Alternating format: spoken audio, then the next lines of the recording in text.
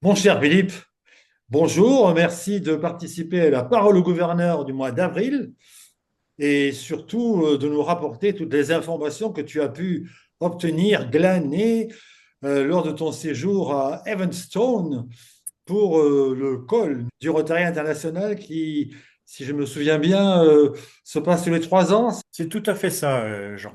Tu vois, tous les délégués ont leur badge pour pouvoir rentrer dans la salle, parce que sinon tu ne rentres pas. Le Conseil de législation 2025, effectivement, s'est tenu à Chicago du 12 au 17 avril. Il a réuni 19 de nos 20 districts de la région 14 pour examiner 86 projets d'amendement, dont 6 qui provenaient de notre région. Et effectivement, tous les 3 ans, les 535 districts proposent des modifications au statut type et au règlement intérieur du Rotary. Les propositions ont abordé divers thèmes, notamment l'administration des clubs, les effectifs, le Rotaract, l'élection des dirigeants, la fondation, les règles et opérations du Rotary international, les cotisations et les finances, ainsi que les normes du Conseil de législation et du Conseil des résolutions. Le processus est très structuré. Chaque projet est présenté en 3 minutes par son district. Puis les délégués peuvent argumenter pour ou contre durant 2 minutes avant un vote électronique. Les décisions nécessitaient une majorité simple, sauf pour les modifications statutaires qui requièrent une majorité des 2 tiers. Alors, parmi les mesures adoptées, il y a eu une augmentation progressive des cotisations pour maintenir les services à leur niveau actuel. Une chose importante, la réduction du nombre minimum de membres pour créer un club. Donc, ce nombre est passé de 20 à 15. L'autorisation d'opérations pilotes de gestion des clubs. L'évolution des critères de zone en intégrant des aspects culturels et linguistiques. Et pour la région 14, 2 projets ont été retenus. L'inclusion de l'intérêt général dans les objectifs du Rotary pour faciliter la déduction fiscale des dons en France et la reconnaissance officielle du rôle des adjoints du gouverneur.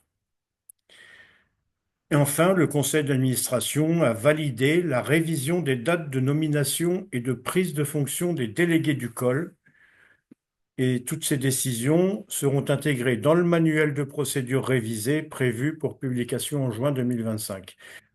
Alors, ce qui était bien dans ce conseil de législation, c'est l'entente entre les districts francophones, germanophones, italiens et suisses, parce que ça a engendré des échanges constructifs avant et pendant la réunion, et ça a vraiment renforcé la collaboration régionale entre nous.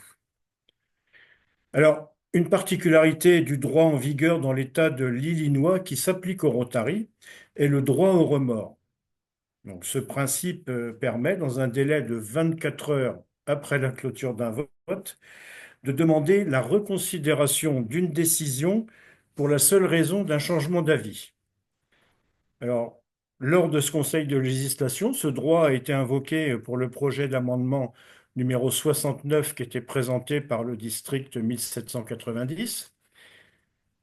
Donc, après une longue discussion, l'amendement avait été rejeté pour seulement une différence de 19 voix sur 471. Donc, un délégué d'Inde a donc déposé une motion de droit au remords qui a été acceptée, entraînant un nouveau débat le lendemain matin.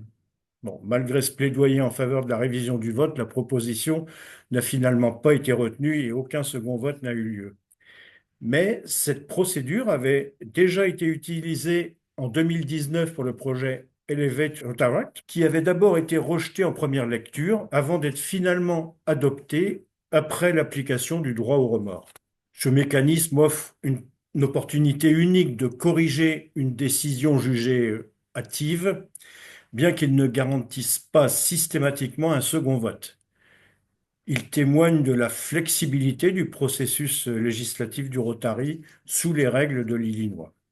Donc, la sélection des futurs délégués pour le cycle 2026-2028 des conseils devra être effectuée par chaque district avant le 30 juin 2026. Et cette sélection inclut un délégué et un suppléant. Tu as indiqué tout à l'heure qu'il y a normalement 535 districts et 535 représentants. Mais j'ai ouï dire que vous étiez un peu moins nombreux. Qu'est-ce qui s'est passé? Nous étions un peu plus de 480. Donc normalement, chaque délégué a un suppléant, mais les districts qui n'ont finalement pas pu envoyer de délégués sont des gens qui sont tombés malades au dernier moment, qui ont eu un problème de visa, un problème familial. Et quand ça arrive dans la dernière semaine, c'est plus possible de faire intervenir le suppléant. Jusque 10 jours avant le conseil de législation, lorsqu'un délégué ne peut pas venir, automatiquement, c'est son suppléant qui viendra, à condition évidemment qu'il ait suivi les formations pour le conseil de législation, les formations obligatoires à faire comme l'a fait son délégué.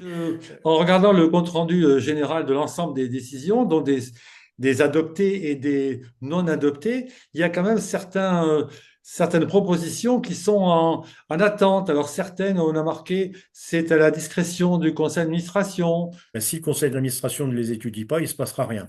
Donc c'est vrai que personnellement, moi je regrette un peu ces décisions et j'étais pas le seul délégué à avoir à le regretter. Il y en a qui l'ont exprimé publiquement. On est au conseil de législation pour voter les choses, pas pour les déléguer au conseil. Bon, je suppose que vous avez eu l'occasion de rencontrer nos présidents, notre secrétaire général, directeur général.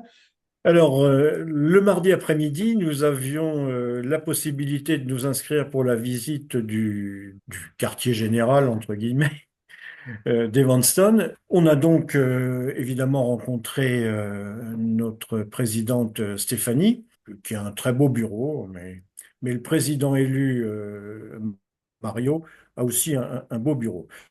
Par contre, le président nommé, qui est un Coréen dont je ne sais pas prononcer le nom, n'était pas là.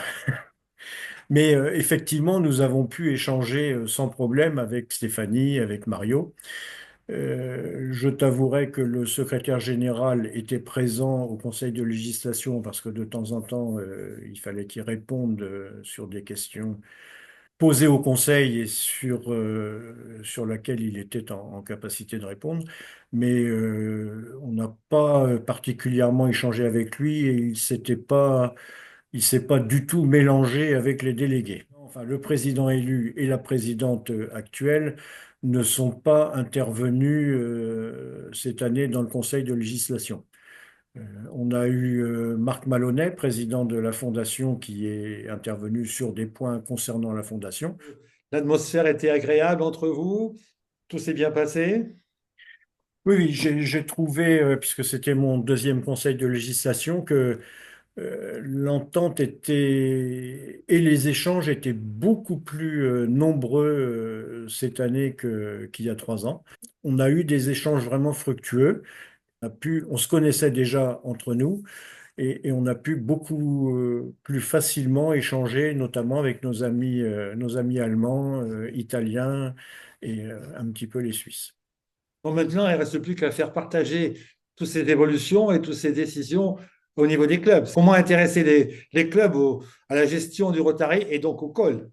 Ben, le nouveau manuel de procédure va apparaître fin juin et sera disponible début juillet, donc avec une révision des statuts du Rotary International et des statuts types des clubs. Je pense que ça sera le bon moyen pour rappeler aux clubs ce qu'est le Conseil de législation, à l'occasion justement de la mise à jour des statuts, et puis de pouvoir leur parler en même temps du Conseil des résolutions, puisque pour 2026, on peut préparer dès maintenant des résolutions qu'on pourra présenter d'ici la fin de l'année. Le Conseil de législation, c'est le Parlement du Rotary, qui est vraiment à la main de tous les membres et c'est un outil à faire connaître. Pour ça, on a 3 minutes rotariennes qu'on peut utiliser dans les réunions statutaires de club. La minute conseil de législation, la minute conseil des résolutions et la minute manuel des procédures. Pensez vraiment à présenter cela dans vos différentes séances de formation dans vos districts, parce que les Rotariens ont quand même souvent tendance à ne pas du tout savoir ce que c'est que le conseil de législation et le conseil des résolutions. Et il faut essayer de leur expliquer et leur dire que c'est vraiment à leur disposition et que c'est eux qui peuvent décider de comment faire évoluer notre Rotary.